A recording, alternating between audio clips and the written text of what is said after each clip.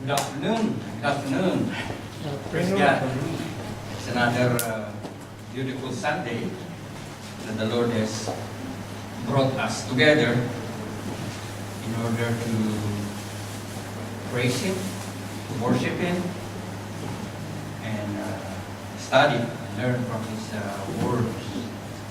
And our theme for this month is all about love, right? It's all about love. Praise God. The love of God. And so, my text is found in Romans chapter 8, verse 38 to 39. And this is what it says. I am convinced that neither death, nor life, nor angels, nor principalities, nor things present, nor things to come, nor powers, nor height, nor depth, nor any other created things will be able to separate us from the love of God, which is in Christ Jesus our Lord. Let us pray.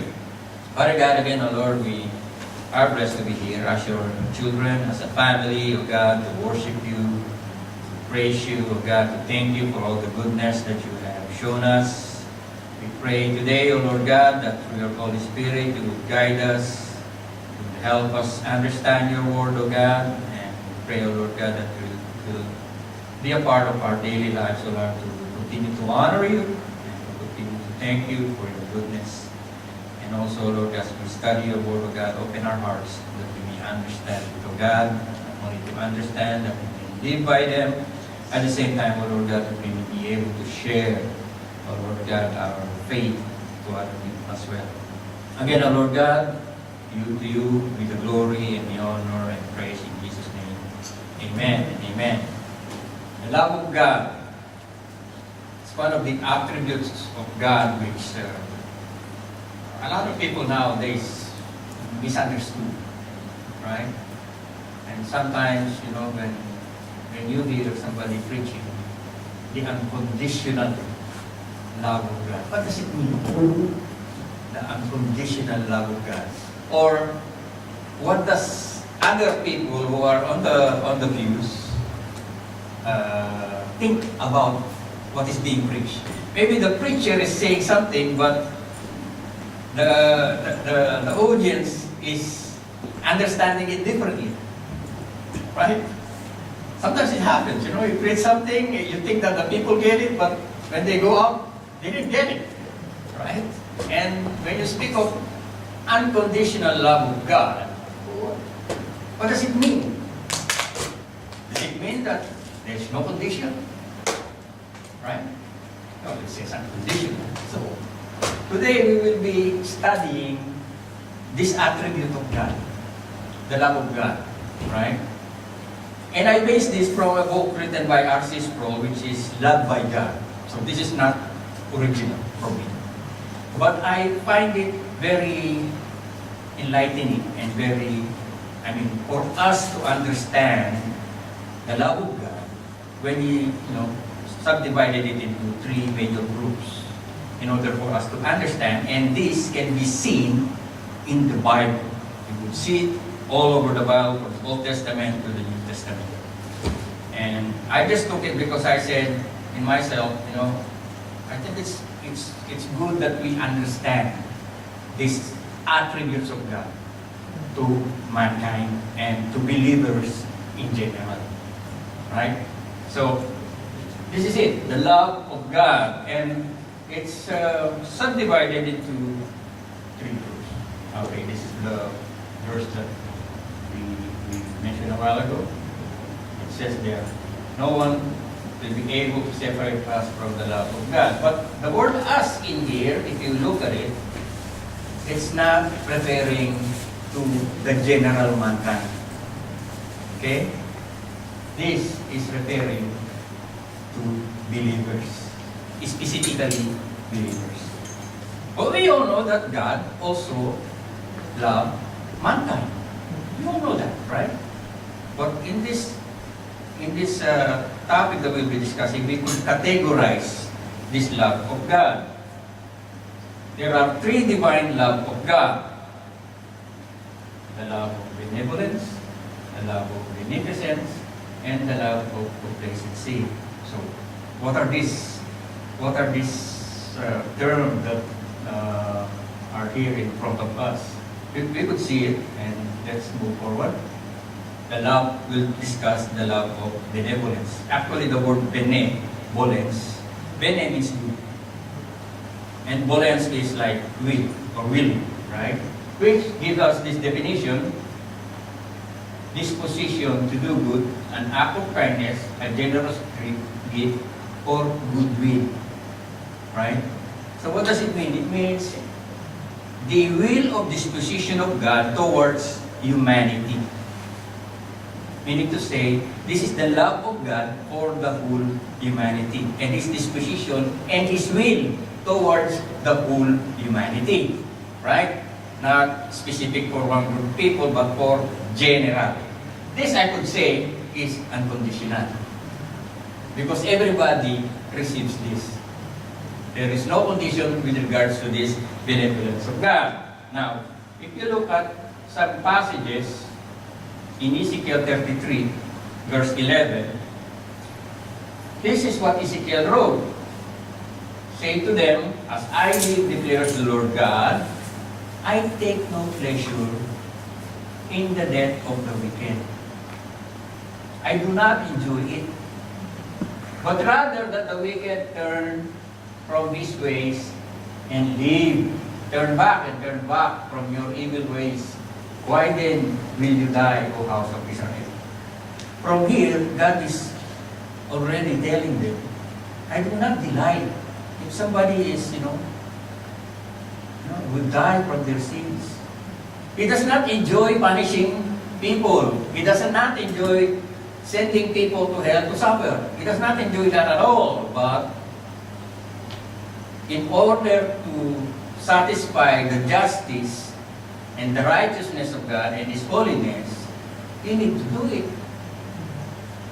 Otherwise, there is no justice. Right? If I pardon all criminals, then where is justice? There is no justice. And how about all those people who suffer because of this criminal? They would cry and they would say, where is justice? There is no justice because all these criminals, they're all free. Right? That's why there is a balance between God's justice and righteousness and holiness and God's love and mercy. Right? It's something that is a balance. But the thing is, we being humans, we are all guilty. We are all guilty of sin. Therefore, we are all guilty of, or what I would say is, we are all deserving of punishment. Not a single one of us does not deserve like punishment. We all deserve it, right? The only thing is, some people get pardoned, some people don't, right? And that is the decision of the Lord, right? Now here, you can see that He does not take pleasure at all, right? Although He loves the whole mankind, He has this disposition or goodwill towards the whole mankind. He cannot close His eyes and say, okay, everything is fine. Like what Pastor Adel mentioned last time, God does not let the evil or the wicked unpunished unless He would disregard His righteousness, His justice, which He would not do. That's why from here you could see already, although He has no choice but to send people or sinful people to hell or to die at this point, He does not delight in it. He does not enjoy it. In fact, Jesus mentioned it in the New Testament wherein He says, I'm like a hen. A hen wants to gather this flock. Right? He has this love for His fellow Israelites. But they are not willing. They're not willing. They rejected Him. Right? Here again is another passage in 1 Timothy chapter 2, verse 3 to 4. This is good and acceptable in the sight of God, our Savior, who desires all men to be saved and to come to the knowledge of the truth. That is the desire of God. That is His good will towards all men. There is no condition with this regards to this. He, in all mankind, He has a predisposition of goodwill to everyone. Good or bad, it doesn't matter. His predisposition is for us to receive this goodwill. Right? So now that we understand what is the love of benevolence. The love of benevolence of God is the goodwill or the love of God towards all mankind without any conditions at all. He does not hate you. Right? He doesn't delight that you are being punished. He doesn't enjoy it. He doesn't gloat on it. But He needs to do it because He is righteous and holy and just. He needs to do it, though He doesn't do it. It's like a judge. Let's say a judge. And then his son commit a crime. And then it so happened that he's the judge when his son is being tried. Right? His son is guilty. He couldn't say, you're not, because, everything is there. He's guilty. He's proven guilty. What he would do? He loved his son, but he could not deny that he has to,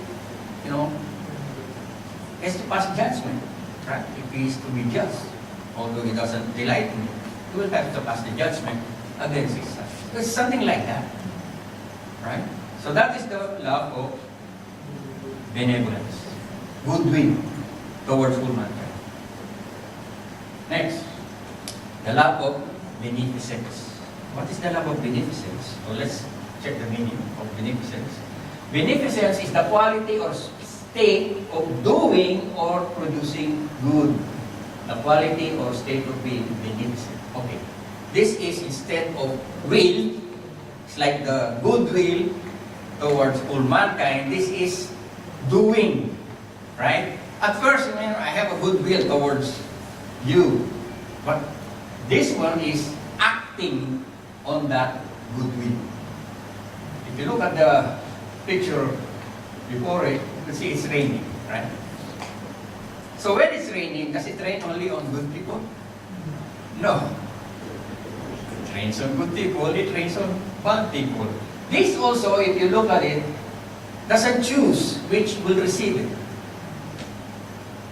The love of beneficence of God is towards everyone. Right? If you look at it, we actually are recipient of this every day, but we don't notice it. We don't notice it. Right? If you look outside, it's so beautiful like this. It's sunny, beautiful. Right? We enjoy it. It's God's creation. God could have made this look ugly and bad and deserted and desolate. Right? For the bad people, then maybe He will put the good place like this with the good people. But no, we all enjoy the beauty of God's creation. God did not choose only, okay, because you are good, you will be in Hawaii. Okay, you're bad, you go to Siberia. It's not like that at all, right? Or, okay, you are good, you'll be smart.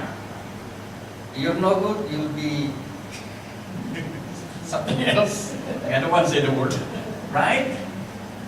Like, we see that a lot of people are excelling and we are benefiting from that. Right? We see a lot of things outside which God has poured to every mankind. To everyone. Right? So that is the beneficent love of God. He doesn't choose. He poured the rain to the wicked and to the good. We enjoy the beautiful nature. For the bad and for the good. We breathe the fresh air for the bad and for the good. Right? We have food on our table for the bad and for the good. Everyone enjoys this love of God that He pours on everyone, regardless whether you are bad or good. Now, Matthew 5, verse 43 to 48. I already highlighted it. For he causes his sun to rise on the evil and the good, and sends rain on the righteous and the unrighteous. Right? Imagine if the sun doesn't rise if you are a bad person. No sunlight at all. Right? And because you are bad, no rain on your field. No, you cannot plant, you cannot harvest because you're bad. But no, God pours out His rain to everyone of us. And a lot of people take granted. You know, they take it for granted. Right? They don't even say, okay, thank you, Lord, for, nice weather. Thank you, Lord, for keeping us safe. Right? Thank you, Lord, for guiding my family.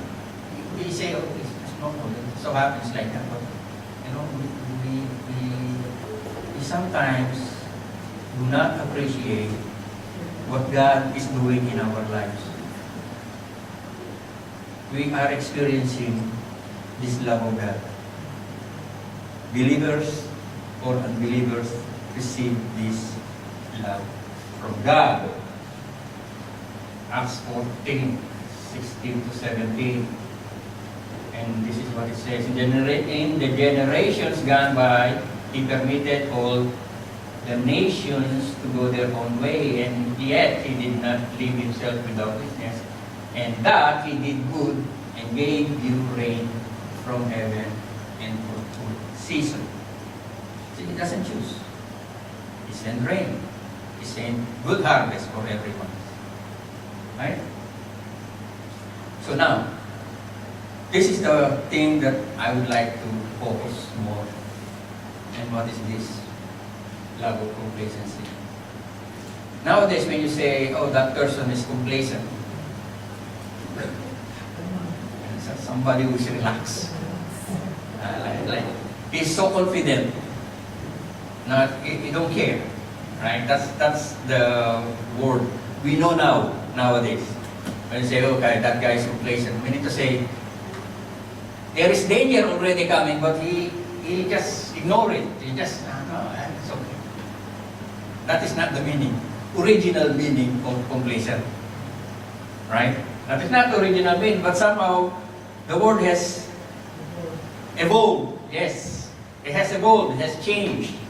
Right? Like before, when you say awful, now when you say you're awful, it has a bad connotation. But before, the word awful is actually intended for God. Awful, like He's the only one who could trigger this awe to every believer. But nowadays, when you say awful, you're awful, right? It has a negative implication. As I said, words somehow has evolved, but the original meaning of complacency is this. It's down there. Which is already, you could see it. It's already obsolete. They don't use it anymore. Right? And that is delight and pleasure. Nowadays, it's self-satisfaction, and an awareness of actual dangers, deficiency. It's negative. Self-satisfaction. That's the negative meaning nowadays. But that is not the original or intended meaning from the beginning. If you see the etymology, this word is being used all the way in the medieval Latin, which means peace and delight. What does it mean when the word love or complacency, when we hear that word, it connotes that God is pleased, is delighted, right? And this love of complacency is special. This is not intended for everyone. This love of complacency is only directed to believers. This is actually intended for our Lord Jesus Christ. That's why the scripture says, you have loved me even before the world began. Meaning to say, even before humans were created, even before the earth is created, before the universe is created, the Father has always loved the Son. That's why in the baptism, if you remember, when you were first baptized, right? This is my only begotten Son, whom I am well pleased. Because the Father always loved the Son. And we, being part of that body, which is the church, the body of Christ, we also enjoy this love of God, which is the love of complacency. Romans 8:8, it says there, and we know that God causes all things to work together for good to those who love God, to those who are called according to His purpose. So from there, you could see the love of God is directed to believers, to those who are called by God.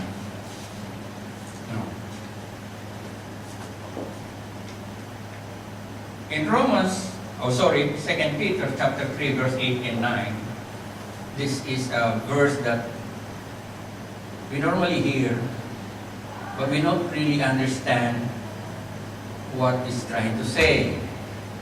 I would like to read it. But do not let this one fact escape your notice, beloved. So it's talking to the believers.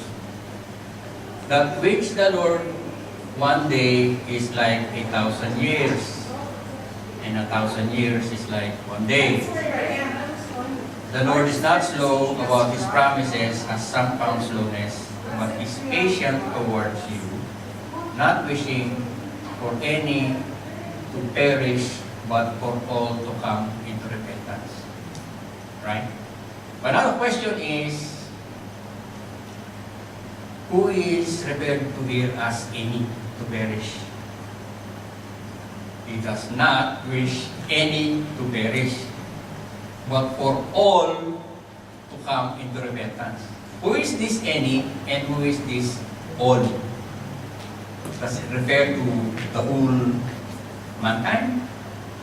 Just go backward and you would see that it's referring to believers, because it says there, is patient towards you. Remember when Jesus instructed His disciples? When He said that, I am sent only to the lost sheep of Israel. Right? The Lord is looking for the lost, and still looking for the lost. And every day, everywhere, believers are being added to the body of Christ. Every day. By the works that we do, by the works that, missionary do. Every day, believers are being added to the body of Christ. Until the day that, God will say, okay, that's it, I'm coming back. I'm taking back my church. Right? But Jesus mentioning that to those the Father has given to the Son, He lost no one. He lost no one. Meaning to say, until that time comes, we will continue to preach the word, we will continue to share the word, we will continue to encourage people, to listen and learn from His ways, from His word. John 6:39. This is the will of Him who sent me, that all of that He has given me, I lose nothing. I lose no one. But raise it up on the last day, to say, He will raise up all believers in the end times. I am the good shepherd. The good shepherd laid down his life for the sheep. People doesn't appreciate that love. A lot of people, and sometimes even believers, does not really appreciate the value of that love of God towards His elect, to those who are called, to those who are believers. They don't appreciate it. That love is special. It is a special love that is given towards to the believers only. It is different from the benevolent love of God and the beneficent love of God that He pours to everyone. This special love is directed solely to those who are believers. And we should cherish it. We should value it. Why? Because we don't deserve it. We don't earn it. There is nothing in us that should, we should get this thing.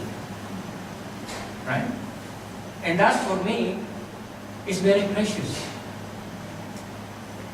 We should not, take it for granted. Being a recipient of God's grace.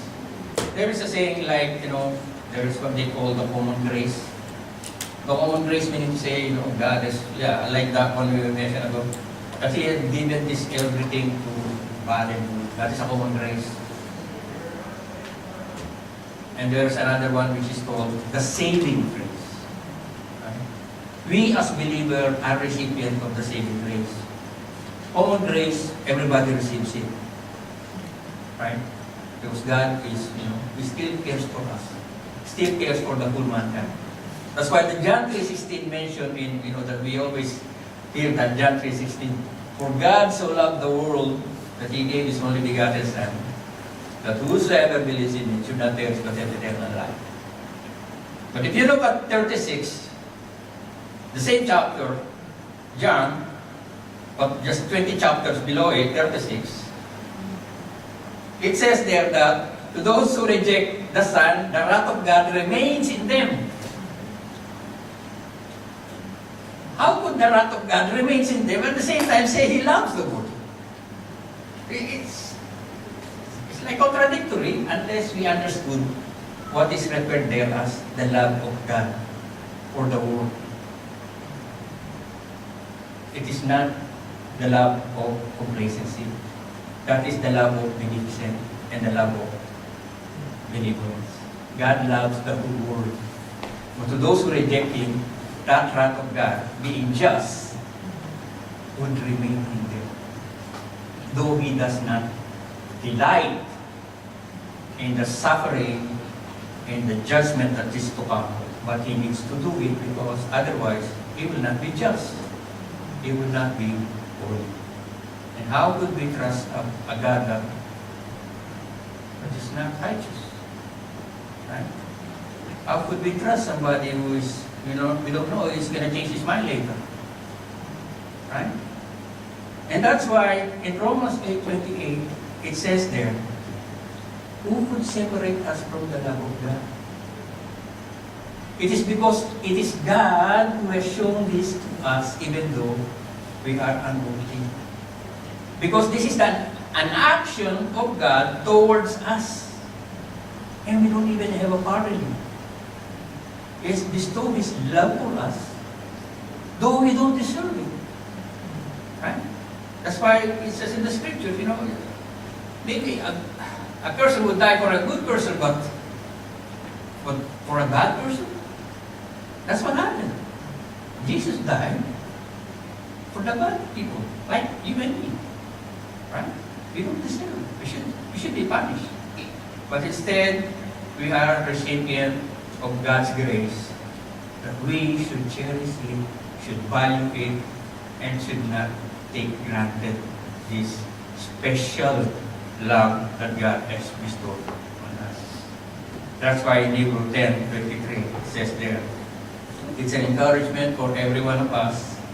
It says there, let us hold fast the confession of our hope without wavering, because He who promised is faithful. Because our God is just, and God doesn't change His mind, because we mess up, okay, I changed my mind, do not save anymore. No. Because once God has taken hold of you, as He has said, no one is lost. Right? You keep it. And You know, you are in my Father's hand. I am in my Father's hand. You are on my hand and also my Father's hand. And who could snatch you from the Father's hand? No. So I hope we cherish, we value this love of God that is shown us. And I hope this love, three divine love of God, we would understand it much better when we read the scripture. Which one of these is referred to? That's why I want to share it with you so that we could understand when we read the scripture, which one of these is God referring to when mentioned of love? Is this the love of beneficence? Is this the love of benevolence? Or is the love of the believers, which is the love of racism? Let us pray. Father God, again, Lord, we thank you, and I hope, Lord God, that everything, Lord, that we have heard today, O God, would encourage us more to seek your word, to learn from it, O God, and to cherish and value, O Lord God, the love that you have shown to your children, to us, O God, that you sent your only Son, your beloved Son, to die on our behalf, so that we will be reconciled back to you. We thank you, Lord God, in spite of our weaknesses, in spite of our shortcomings, in spite of our past, O God, that you have loved us, O Lord God, and you have shown it through the Lord Jesus Christ. Amen.